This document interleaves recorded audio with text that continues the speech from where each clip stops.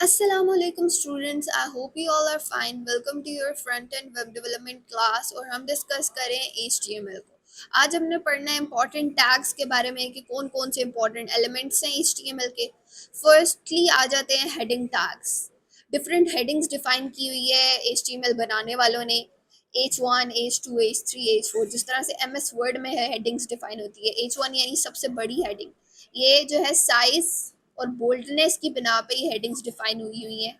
जो H1 होगी वो सबसे ज़्यादा बोल्ड होगी, सबसे बड़े साइज की होगी, फिर H2 उससे छोटे साइज की, उससे कम बोल्ड, फिर इस तरह H3 फर्दर, H4, H5। फिर पैराग्राफ टैग मैंने आपके सामने यूज़ किया था। HTML कमेंट्स के टैग्स यूज़ होते हैं, एंकर टैग यूज़ होते हैं लिंक्स ऐड करने के लिए, अगर हमने अपनी HTML की वेबसाइट में लिंक्स ऐड करने हैं। फिर हॉरिजॉन्टल रूलर और ये लाइन ब्रेक के टैग्स हैं कि अगर हमने नेक्स्ट लाइन में जाना है तो उसके लिए BR टैग यूज़ होगा। ये सिर्फ सिंगल टैग है, ओपनिंग क्लोजिंग इसका पार्ट नहीं है। फिर इमेज टैग यूज़ होता है इमेज इंसर्ट करने के लिए। Bold, italic and underline tags के अगर हमने किसी टेक्स्ट को बोल्ड करना है, इटैलिक करना है, अंडरलाइन करना है तो उसके लिए भी टैग्स यूज़ होते हैं। अगर हमने सबस्क्रिप्ट और सुपरस्क्रिप्ट डालनी है तो उसके लिए भी टैग्स यूज़ होंगे। फिर ये प्री टैग, इन सब के बारे में मैं आपको बता दी हूँ। बेसिक टैग्स हैं जो किसी भी वेबसाइट में यूज़ हो रहे होते हैं। हम इसको कोड करके देखते हैं। इसको VS कोड में हम कोड करके देखते हैं। ये मैं वेबसाइट का पेज मैंने खोल दिया, वेब पेज खोल दिया और ये फाइल खोल दी है HTML फाइल। अब देखिए यहाँ पे अगर हम डिफरेंट साइज की हेडिंग्स डालना चाहते हैं, सबसे पहले मैंने H1 टैग डाला हुआ है। अब मैं H2 टैग इंसर्ट करती हूँ और इसमें सेम टेक्स्ट में लिख देती हूँ my first website. Ctrl+C Ctrl+V करके सेम टेक्स्ट में लिख रही हूँ। तो अब देखें ये फर्स्ट हेडिंग थी और ये H2 है, ये H1 थी, ये H2 है। दोनों में साइज और बोल्डनेस का डिफरेंस आप देख सकते हैं। फिर H3 आ जाती है, इसमें मैं सेम टेक्स्ट रख देती हूँ, ये उससे छोटी है। फिर H4 एंड H5। मतलब हेडिंग्स का साइज छोटे से छोटा होता जा रहा है और H5 का जो साइज है वो इवन पैराग्राफ के टेक्स्ट से भी छोटा है। तो मैक्सिमम हम यूज कर रहे होते हैं H3 तक। फिर फर्दर अगर आपने H3, H4 और H5 जितना टेक्स्ट, मतलब इतना स्मॉल आपने फॉन्ट साइज यूज करना है तो उसके लिए आप पैराग्राफ का ही टैग यूज कर रहे होते हैं। और पैराग्राफ के टैग को आप बोल्ड कर लेते हो। बोल्ड, इटैलिक एंड अंडरलाइन का सुना है ना, आप देखें यहाँ पे नेस्टिंग ऑफ टैग यूज करें। पैराग्राफ में क्या लिखा हुआ है, I am making my first website. अब मैं फॉर एग्जाम्पल इस टेक्स्ट को जो इधर मेरी वेबसाइट पे शो हो रहा है, मैं इसको बोल्ड करना चाहती हूँ तो मैं क्या करूँगी, इस पैराग्राफ के अंदर एक और टैग डाल दूंगी बी के नाम से। बी जो यूज़ होता है, देखें इस पर मैं क्लिक करती हूँ तो इससे हमें पता चल रहा है, यहाँ पे लिखा हुआ है कि बी जो टैग है वो किसी भी टेक्स्ट को बोल्ड कर देता है। उसका जो कॉन्ट्रास्ट है वो ज़्यादा कर लेता है, उसका वेट ज़्यादा कर लेता है, सॉरी। तो बोल्ड टेक्स्ट के अंदर मैं ये चीज़ लिख देती हूँ, I am making my first website. ये चीज़ मैं शिफ्ट कर देती हूँ इधर।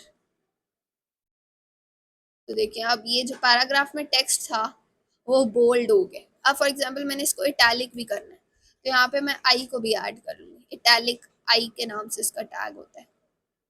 और ये जो टेक्स्ट है, I am making my first website, अब इसको मैंने पैराग्राफ वाले फॉन्ट साइज में भी लाना है। मतलब ये पैराग्राफ है जो मैं लिख रही हूँ, इसको मैंने बोल्ड भी बनाना है, इटैलिक भी बनाना है। तो ये देखिए, I am making my first website. अब फॉर एग्जाम्पल मैंने इसको अंडरलाइन भी करना है तो मैं क्या करूँगी, यहाँ पे यू के नाम से ये अंडरलाइन टैग है जो यूज होता है, ये भी मैं यूज कर लूंगी। अब देखिए मैंने एक टैग के अंदर तीन टैग नेस्ट किए हुए। एक टैग के अंदर तीन टैग हैं। पैराग्राफ वाला जो टेक्स्ट है वो बोल्ड भी है, इटैलिक भी है, अंडरलाइंड भी है। ओके, तो इस तरह से मैं ये वाले HTML टैग्स यूज कर सकती हूँ।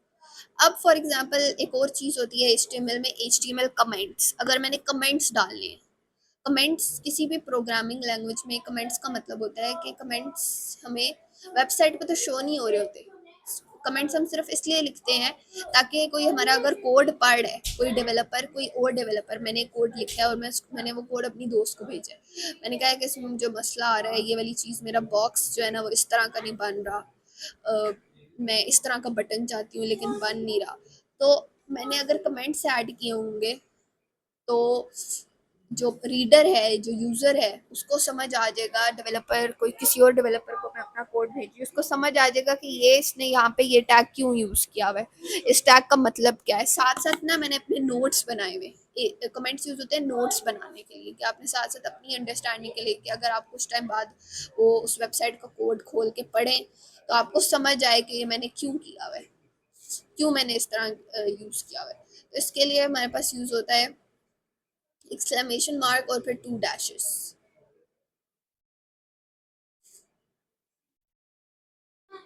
अब देखें ये कमेंट्स के लिए टैग यूज होते हैं, इसमें मैं लिख देती हूँ दिस इज अ कमेंट।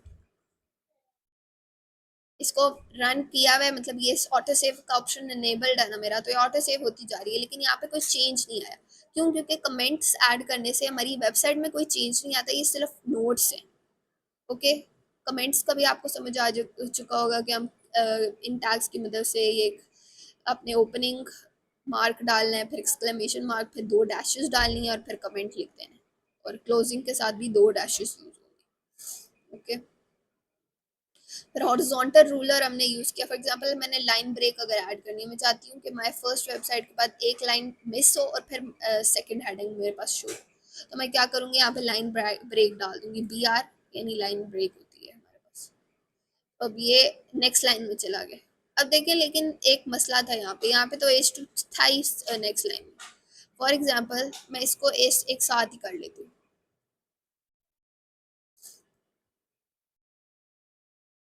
अब मैं देखती हूँ, अभी मैंने लाइन ब्रेक डाली है, मैं इसको ख़त्म करती हूँ तो मेरे पास ये कैसी दिखेगी वेबसाइट।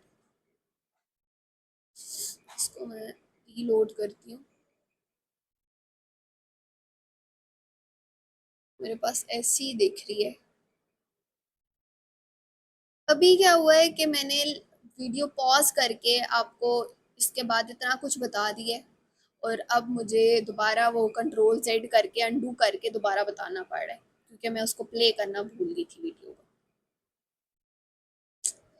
अच्छा देखिए, मैं आपको लाइन ब्रेक का बता रही थी कि ऐसा नहीं होता है। प्रिटियर की वजह से क्या है कि जो मैं डिफरेंट टैग्स लिख रही हूँ ना, हर टैग ऑटोमेटिकली एक डिफरेंट लाइन में जा रहा है, चाहे मैं उसको साथ साथ लिखूँ, चाहे कोडिंग के दौरान मैं एक जो टैग्स हैं उनको साथ साथ लिखूँ, चाहे इंडेंट दूँ या ना दूँ, प्रिटियर क्या करेगा, ऑटोमेटिकली इंडेंट एग्जर्ट कर लेगा। ओके, तो यहाँ पे अब क्या हो रहा है कि बी आर टैग कब वर्क करेगा, बी आर टैग की हमें कब जरूरत पड़ेगी। फॉर एग्जाम्पल जब एक ही पैराग्राफ में मैंने दो सेंटेंसेस लिखने हैं इतना टाइम बचाने के लिए, कि बजाय ये कि मैं एक और पैराग्राफ बनाऊं, उसमें नेक्स्ट सेंटेंस लिखूं, तो मैंने दोनों सेंटेंसेस एक ही पैराग्राफ में लिख दिए। देखिए, I am making my first website and I am using only HTML in this website. ये दोनों डिफरेंट सेंटेंसेस हैं, मैंने एक ही पैराग्राफ में लिख दिए। तो अगर मैंने इनको सेपरेट लाइन में मतलब एक ही लाइन में नहीं लिखना, सेपरेट लाइंस में लेकर जाना है, तो मैं क्या करूँगी, यहाँ पे वेबसाइट के बाद एक लाइन ब्रेक डाल दूँगी। इससे क्या होगा कि मेरे पास जो नेक्स्ट सेंटेंस है वो नेक्स्ट लाइन में चला गया। ठीक है, तो नेक्स्ट लाइन के लिए हम ये BR टैग यूज़ करते हैं। फिर उसके बाद हमने कमेंट्स पढ़ लिए, हेडिंग्स पढ़ ली, paragraph, bold, italic, underline, horizontal ruler और लाइन ब्रेक टैग का पढ़ लिया। अब हम एंकर टैग के बारे में पढ़ते हैं कि एंकर लिंक जो है ना वो किस तरह से हम इंसर्ट कर सकते हैं, लिंक कैसे इंसर्ट कर सकते हैं किसी भी चीज़ का अपनी वेबसाइट में हम। इसके लिए जो है ना मैं ये सब कुछ कट कर लेती हूँ, कमेंट भी कर सकती हूँ लेकिन इसकी अभी हमें ज़रूरत नहीं पड़नी, तो हम इसको कट कर लेते हैं। और फॉर एग्जांपल मैं यहाँ पे ना अपनी पोर्टफोलियो वेबसाइट बना रही हूँ, अब मैं लिखती हूँ माय पोर्टफोलियो। अब देखिए यहाँ पे क्या है कि माय पोर्टफोलियो में मैं फॉर एग्जांपल पैराग्राफ लिख रही हूँ कि I am, my name is सारा नरगिस, फिर मैं लाइन ब्रेक ऐड करती हूँ और फिर मैं लिखती हूँ आई एम फ्रॉम प्यास यूनिवर्सिटी।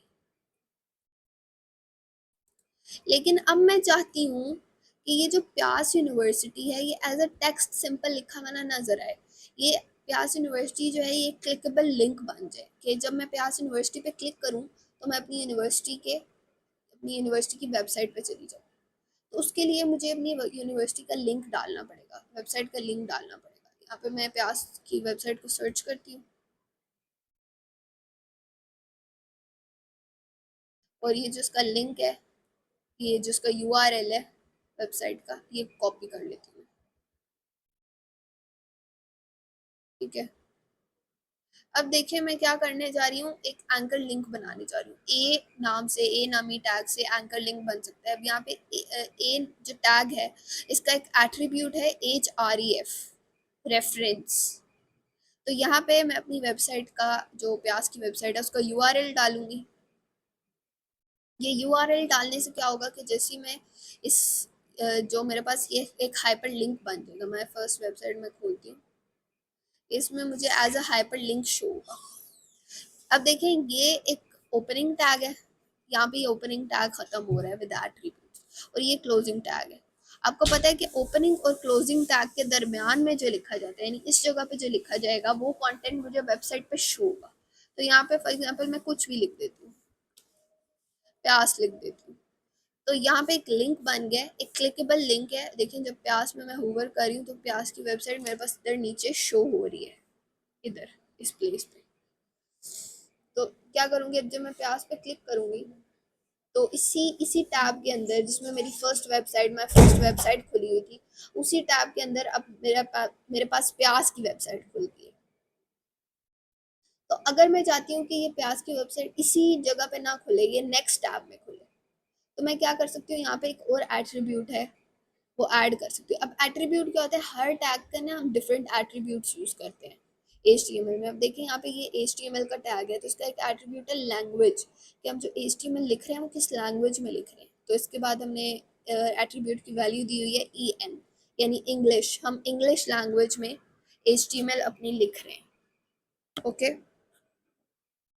तो ये हमने एक वैल्यू दी हुई है कि हमारी लैंग्वेज इंग्लिश है। लैंग क्या है, एक एट्रीब्यूट है, और इंग क्या है, एक वैल्यू है। ओके, अब देखिए यहाँ पे जो एंकर लिंक है उसका भी एक एट्रीब्यूट है href, यानी हमने रेफरेंस देना है किस वेबसाइट की तरफ हम जा रहे हैं। यहाँ पे एक और मैं एट्रीब्यूट ऐड कर सकती हूँ जिससे मेरे पास वेबसाइट क्लिक करने से खुलेगी तो, लेकिन सेम टैब में नहीं, नेक्स्ट टैब में खुलेगी। टारगेट का एक एट्रीब्यूट है, इसमें मैं लिख देती हूँ अंडरस्कोर्ड मेन। ठीक है, इसको मैं कंट्रोल एस कर लेती हूँ। अब देखिए मैं जब प्यास पे इधर ही इसी लिंक पे क्लिक करूंगी तो मेरे पास प्यास की वेबसाइट खुलेगी, लेकिन इसी टैब में नहीं खुली, वो नेक्स्ट टैब में खुलेगी। ये तो एक बहुत यूजफुल फीचर है जो डेवलपर्स यूज कर रहे होते हैं। अब मैं देखूँ, मैं चाहती हूँ कि प्यास यूनिवर्सिटी का लिंक अलग से ना हो, ये इधर ही प्यास यूनिवर्सिटी की जगह पैराग्राफ के अंदर ही, मतलब जहाँ पे मैंने आई एम फ्रॉम के आगे प्यास यूनिवर्सिटी लिखा हुआ है ना, तो ये प्यास यूनिवर्सिटी क्लिकेबल लिंक बन जाए। तो उसके लिए मैं क्या करूँगी कि ये जो पूरा लिंक है ना, इसको नेस्ट कर दूंगी अपने पैराग्राफ के अंदर। इस लिंक को मैं कॉपी करती हूँ कंट्रोल C करके, और यहाँ पे इसको मैं पेस्ट कर लेती हूँ। अब देखिए ये काफ़ी ज़्यादा एक लंबा टेक्स्ट हो गया, इसको मैं नेक्स्ट लाइन में शिफ्ट कर लेती हूँ ताकि आपको चीज़ें नज़र आए। अब देखें इस पूरे जो टैग है ना, इसको मैंने यहाँ पे इंसर्ट कर दिया। अब मेरे पास क्या शो हो रहा है कि आई एम फ्रॉम प्यास शो हो रहा है। प्यास यूनिवर्सिटी को कट करके मैंने वहाँ पे एक लिंक डाल दिया। अब देखिए यहाँ पे मैं पूरा लिख देती हूँ प्यास यूनिवर्सिटी, और ये जो नीचे लिंक है इसको मैं हटा देती हूँ।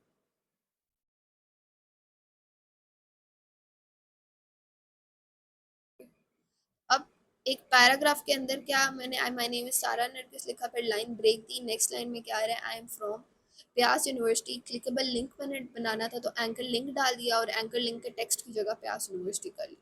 नेस्टिंग की हुई है, यानी मैंने एक पैराग्राफ के अंदर एक लिंक डाला हुआ है। ओके, तो इस तरह से आप यूज़ कर सकते हैं। एंकर लिंक के टैग। फिर इसके बाद हमारे पास क्या आ जाता है, HRBR हमने पढ़ लिया, इमेज टैग आ जाता है। इमेज टैग से पहले चले हम सबस्क्रिप्ट और सुपरस्क्रिप्ट को जो है ना वो थोड़ा डिस्कस कर लेते हैं। सबस्क्रिप्ट का क्या मतलब है, अब देखिए अक्सर जगहों पे हमने इक्वेशंस डालनी होती है। फॉर एग्जांपल मैं वेबसाइट में कोई इक्वेशन लिख रही हूँ, केमिस्ट्री का फॉर्मूला लिख रही हूँ। फॉर एग्जांपल मैंने लिखना है यहाँ पे कि H2O मैंने लिखना है, H2O वाटर का मॉलिक्यूलर फार्मूला ये होता है ना।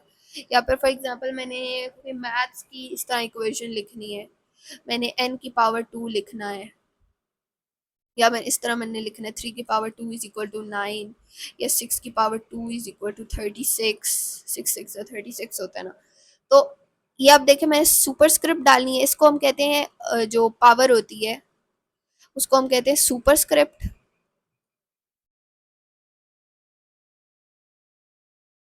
और ये जो नीचे वाली पावर होती है इसको हम कहते हैं सबस्क्रिप्ट। तो अगर ये मैंने डालनी है तो मैं कैसे डालूंगी, ये इसके लिए जो है ना सबस्क्रिप्ट के लिए सब का टैग यूज होता है और सुपरस्क्रिप्ट के लिए SUP सब का टैग यूज होता है। ओके ठीक है, अगर फॉर एग्जांपल मैंने इधर H2O लिखना है तो मैं कैसे लिखूंगी, यहाँ पे पैराग्राफ के अंदर ही, पैराग्राफ के अंदर हम कोई भी टेक्स्ट लिख देते हैं ना। फॉर एग्जांपल पैराग्राफ के अंदर लिखती हूँ H, फिर H के बाद मैंने सबस्क्रिप्ट में 2 लिखना है, H2O फार्मूला लिखना है ना, वाटर का फार्मूला, मॉलिक्यूलर फार्मूला। तो मैं इधर लिखती हूँ सब, एज के बाद मैं सब का एक टैग यूज करती हूँ, और एज की सबस्क्रिप्ट में क्या डाल रही हूँ 2, और फिर सब के बाद में क्या लिखती हूँ O। तो जब मैं इसको प्रिंट करूंगी, जब मैं इसको वेबसाइट पे देखूंगी तो मुझे क्या शो होगा, ये देखिए यहाँ पे क्या शो हो रहा है, पैराग्राफ के अंदर H2O लिखा हुआ आ रहा है, H2O का फॉर्मूला आ रहा है। फिर अगर मैंने सुपरस्क्रिप्ट ऐड करनी है, मैंने H की अपर पावर में 2 लिखना होता तो मैं क्या करती, सब के बजाय SUP का जो है ना वो वर्ड यूज कर लेती। अब देखें H की जो सुपरस्क्रिप्ट है उसमें 2 आ रहा है, फिर उसके बाद सिंपल O आ रहा है।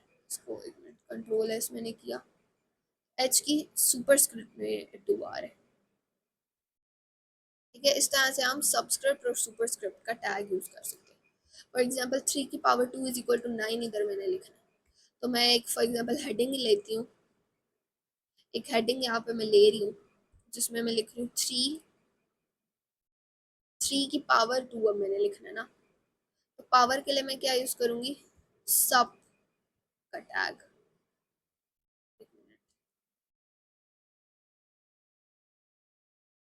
SUP सब का टैग मैंने यूज किया, 3⁻2 और फिर इज इक्वल टू 9 मैंने लिख दिया। तो अब देखिए इसको जब मैं सेव करूंगी, वेबसाइट को रीलोड करती हूँ, मेरे पास क्या शो हो रहा है कि आप ये देखिए यहाँ पे मैंने स्पेस दी हुई थी तो इधर स्पेस शो हो रही है, स्पेस को मैं कैंसिल करती हूँ, 3⁻2 इज इक्वल टू 9 शो हो रहा है। तो इस तरह से आप सबस्क्रिप्ट और सुपरस्क्रिप्ट को यूज कर रहे सकते हैं। इसके बाद हम देख लेते हैं कि हम एक इमेज को कैसे इंसर्ट कर सकते हैं, एक इमेज को HTML में कैसे इंसर्ट कर सकते हैं। इमेज इंसर्ट करने के लिए एक इमेज का टैग यूज होता है, IMG इमेज का एक टैग है। अब देखिए इस इमेज टैग का ये एक सिर्फ ओपनिंग टैग है, इसके 2 एट्रीब्यूट्स है, सोर्स यानी यहाँ पे आपने ना इमेज का पाथ, रिलेटिव पाथ कॉपी करके डालना है, और इधर जो है ना अल्टरनेटिव, ये ART जो है ना वो अल्टरनेटिव टेक्स्ट है। यानी फॉर एग्जांपल अगर हमारे पास वेबसाइट जो है उस पर लोड ज़्यादा है, हमारा इंटरनेट पर लोड ज़्यादा है, तो हमारी वेबसाइट जो है ना वो इमेज को नहीं लोड कर पाती, तो इमेज की जगह जो टेक्स्ट लिखा हुआ नजर आएगा ना वो इधर ART टेक्स्ट में शो हो जाएगा। फॉर एग्जांपल यहाँ से मैं कोई भी इमेज जो है ना इम्पोर्ट करती हूँ, लेकिन इसमें एक टेक्निकल चीज़ है इमेजेस और वीडियोस में, वो मैं आपको बताती हूँ कि जो भी इमेज हमारे पास होगी ना वो हमें इसी फोल्डर के अंदर, यानी जो हमने यहाँ पे जो हमने अपना फोल्डर बनाया है ना,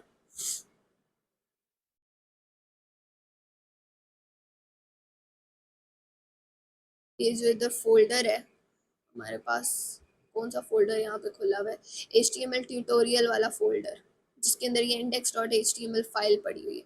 तो उस HTML ट्यूटोरियल वाले फोल्डर में ही हमें जो है ना वो डालना पड़ेगा उस इमेज को।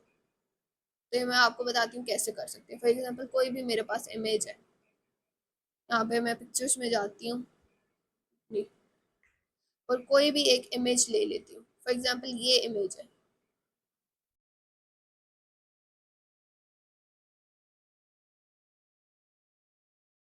ये इमेज जो है ना वो मैंने डालनी है। तो मैं क्या करूँगी, इस इमेज को अपनी पिक्चर्स में जाके इस इमेज को शिफ्ट कर दूंगी, इसको कॉपी करती हूँ मैं, और फिर डेस्कटॉप पे मेरा फोल्डर पड़ा हुआ है HTML ट्यूटोरियल वाला। तो उस HTML ट्यूटोरियल वाले फोल्डर में मैं इस इमेज को डाल देती हूँ Ctrl+V करके। तो ये मेरे पास एक कम्युनिकेशन के नाम से एक PNG फाइल आ गई। अब देखें ये वाली जो है ना मेरे पास फाइल शो हो रही होगी इधर, अपने जो फोल्डर है उधर बस शो हो रही होगी।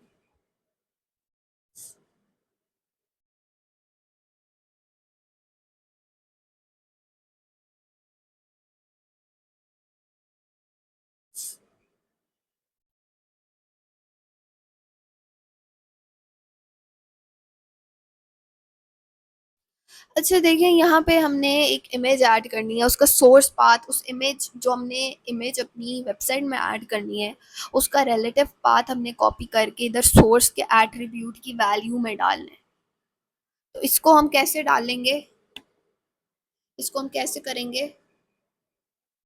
हेलो, ओके, वॉइस ही मैंने चेक करने के लिए कहा है हेलो।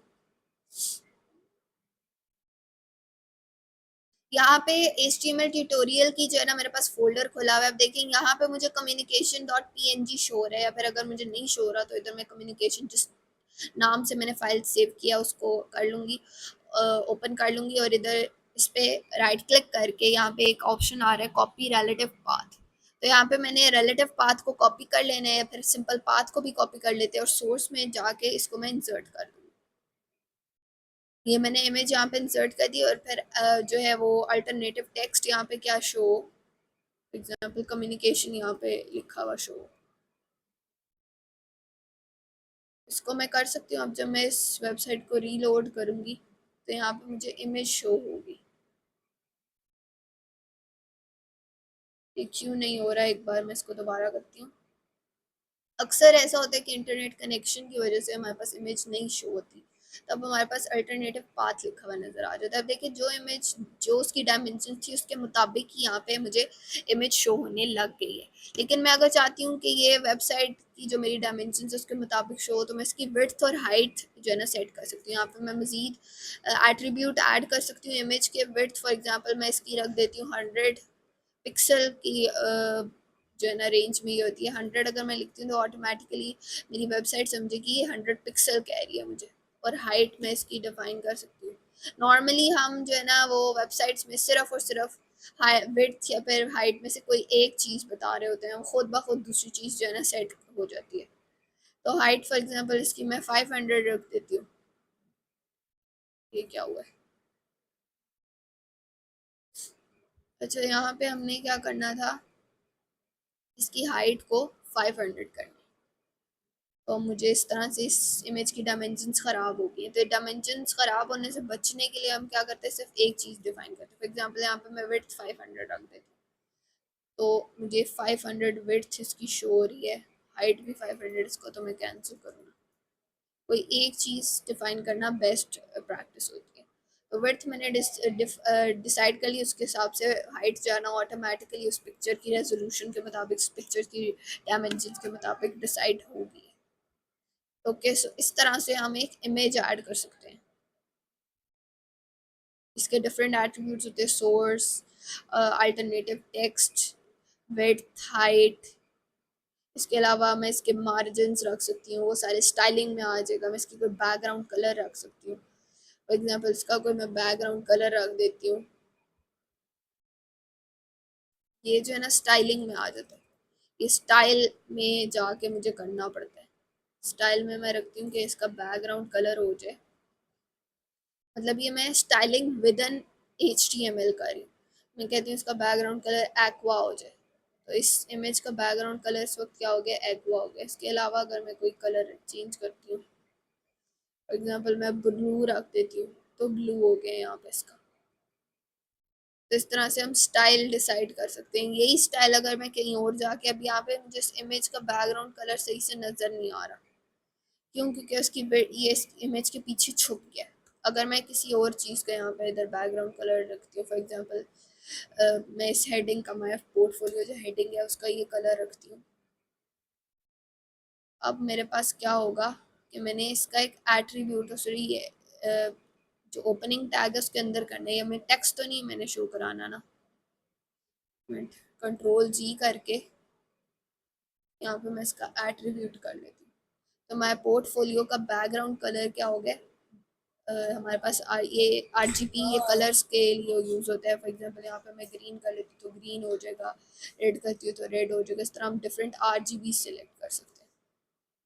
ओके, तो ठीक है, हमने स्टाइलिंग विद इन HTML का भी देख लिया, इमेज कैसे ऐड करनी है वेबसाइट में उसको डिस्कस कर लिया।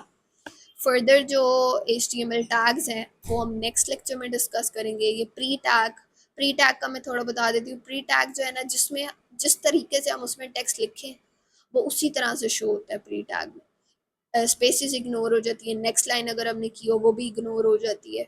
जिस तरह से हम प्री टैग में टेक्स्ट लिखेंगे उसी तरह से शो होगा। फॉर एग्जांपल ये प्री टैग में यूज़ कर रही हूँ, इसमें मैं लिखती हूँ एच, और फिर सॉरी ये H1 तो नहीं मैंने लिखनी ना, इधर टेक्स्ट लिखने जा रही हूँ मैं प्री टैग में।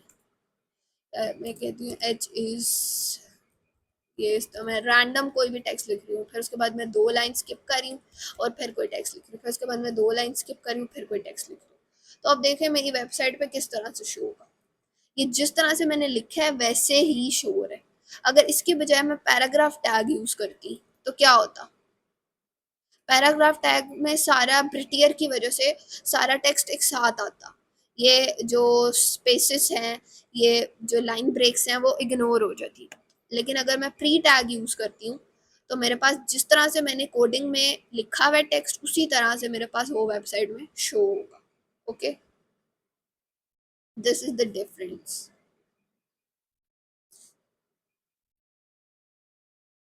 ये आप देख सकते हैं कि जिस तरह से मैंने लिखा हुआ है कोडिंग में उसी तरह से शो हो रहा है।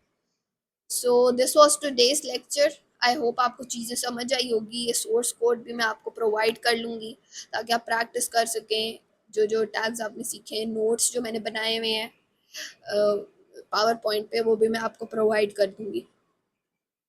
ओके, सो फर्दर टैग्स हम नेक्स्ट लेक्चर में डिस्कस करेंगे।